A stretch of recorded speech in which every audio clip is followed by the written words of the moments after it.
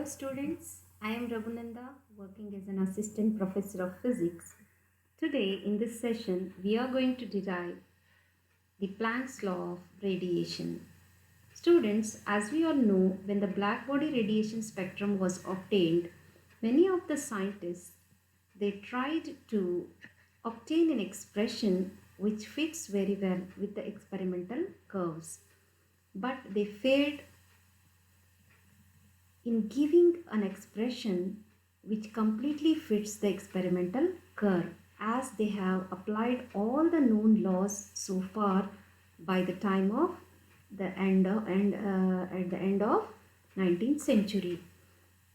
At that time, a need for the new mechanics was aroused, and that new theory was given by the scientist by name Max Planck in the year 1901, and he gave a formula to explain the experimentally observed distribution of energy in the spectrum of a black body, and that theory was known as quantum theory of radiation. So for that Max Planck got Nobel Prize, and he was also called as the father of quantum mechanics. And this is the formula which he has obtained, which completely in agree with or completely fits with the experimental curves. So in order to obtain his expression, Planck made some of the assumptions. So let us see what are those assumptions. First of all, he assumed that a blackbody radiation chamber is filled up with simple harmonic oscillators of molecular or atomic dimensions vibrating with their natural frequencies. So he assumed that the blackbody radiation's chamber is filled with harmonic oscillators. The frequency of radiation emitted by an oscillator is same as that of the frequency of its oscillation. So he assumed that the frequency of radiation emitted by an oscillator is same as the frequency of the oscillation of each of the harmonic oscillators. And new type of assumption was made, entirely different from what has been studied so far up to that time, and that is known as the concept of quantization of energy. So according to this, an oscillator emits energy in the multiple of a small units called quanta. So he told that, or he assumed that, the exchange of energy between radiation and matter cannot take place continuously, but they are limited to discrete set of values. That is, the energy is quantized. That is, they have the values h nu, 2h nu, 3h nu, etc. So in general, we can write the energy associated with the simple harmonic oscillator is equal to n into h nu, where h is the Planck's constant and its value is 6.625 into 10 to the power of minus 34 joule seconds, and n is an integer.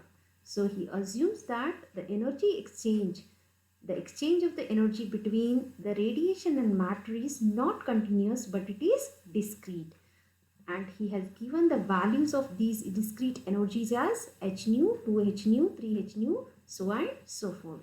So by assuming these things, he has derived the expression relating the energy density and the wavelength of the radiation. Now let us see how he could be able to arrive at this expression. So for that, let us consider n be the total number of Planck's oscillators in a black body chamber, and E is the total energy. Then the average energy per Planck's oscillator is given by the relation epsilon bar is equal to E by n. Let there be n0, n1, n2, so and so forth, nr oscillators having energies 0, epsilon, 2 epsilon, 3 epsilon, so on and so forth. So here this epsilon is equal to h nu. Then we can write the total number of oscillators n is equal to the sum of these, that is n0 plus n1 plus n2, so on and so forth. and the total energy is given by the sum of all these energies. From Maxwell's distribution formula, the number of oscillators having energy Re is given by Nr is equal to N0. In terms of N0, any number of oscillators having energies Re is given by Nr is equal to N0 into e to the power of minus R epsilon divided by kT, where k is called as Boltzmann's constant. So by substituting this value in this equation, that is equation 2, what we are going to get? N is equal to N0 plus N1. N1 can be written as N0 into e to the power of 1 epsilon divided by kT. Okay. And in the same manner, N2 can be written as N0 into e to the power of minus 2 epsilon by kT, so on and so forth. Now, in order to simplify this equation, let us substitute y is equal to e to the power of minus epsilon by kT. Then we can write this equation as n is equal to n0 into 1 plus y square plus y cube. So this is an infinite series which will be equal to, so this is the binomial expression for 1 divided by 1 minus y. So that is why we can write n is equal to n0 divided by 1 minus y. Now the total energy of the Planck's resonator will be equal to, so this is the expression we already know, and substituting the values of n1, n2 in terms of n0, and then simplifying, that is taking out the common terms and putting e to the power of minus epsilon by kT as y. So what we are going to get? We are going to obtain the expression for the total energy of Planck's resonator to be equal to n0 into epsilon into y by 1 minus y square. Therefore, the average energy of the resonator, so which we have given earlier, that is epsilon bar is equal to E by N. Put the value of E and N from equations 6 and 5. Then what we are going to get? After simplification, we are going to get the average energy value to be equal to h nu, where epsilon is h nu divided by e to the power of h nu by kT minus 1. So this is the expression for the average energy of Planck's resonator. Now we also know that the number of oscillators per unit volume in a frequency range nu and nu plus d nu is given by n is equal to 8 pi nu square by c cube into d nu. So this is the expression which was obtained by Rayleigh by applying the classical laws and by considering the electromagnetic waves which are emitted by the oscillators as the standing waves. So this is the expression for the number of modes per unit volume within the frequency range nu and nu plus d nu. By multiplying this with the average energy value, what we are going to get? We are going to get the value of energy density belonging to the range d nu.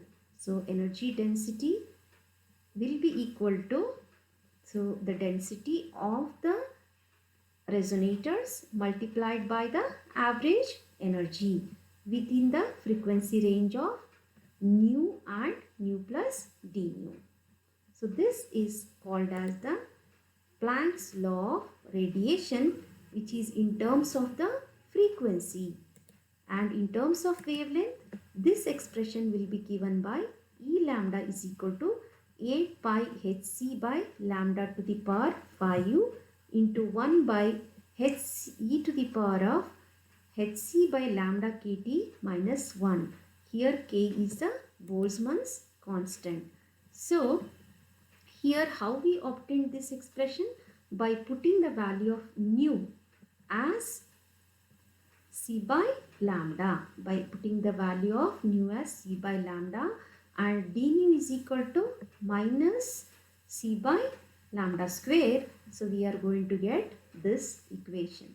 So students, in this class what we have learned, we have derived the Planck's law of radiation, and we have also came to know what are the assumptions he has made in order to explain the energy distribution in the black body radiation spectrum.